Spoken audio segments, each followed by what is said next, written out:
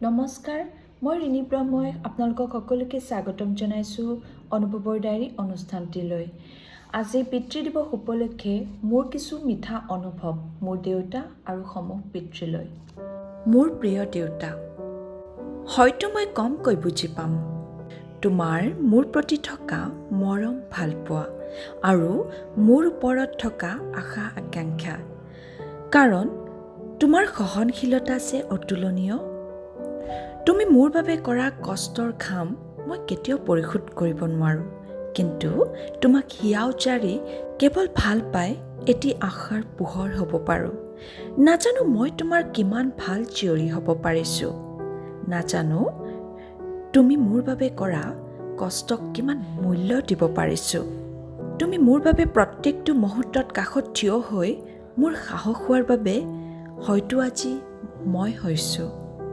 তোমাৰ অবিহনে মই নিজক কল্পনা কৰিব নোৱাৰোঁ। মোৰ প্ৰত্যেকটো ভুলক তুমি এটি হাঁহিৰে ক্ষমা কৰি দিয়া।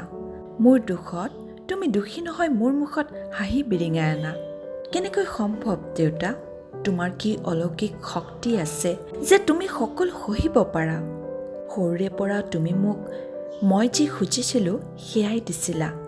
সেয়েহে হয়তো মোৰ এতিয়া কোনো বস্তুৰ প্ৰতি হাবিয়াস নাই।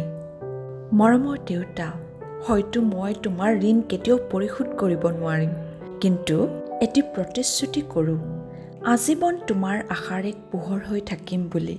মোৰ প্ৰিয় দেউতা, তুমি মোৰ বাবে কৰা সকলোবোৰৰ বাবে চিৰকৃতজ্ঞ। আহকচোন আমি সকলোৱে পিতৃ দিৱস উপলক্ষে আমাৰ নিজৰ পিতৃক কৃতজ্ঞতা জ্ঞাপন কৰোঁ। সমূহ পিতৃলৈ মোৰ ফালৰ পৰা পিতৃ দিৱসৰ অলেখ শুভকামনা। আপোনালোক কুশলে থাকক। ধন্যবাদ। Thanks so much for watching my video.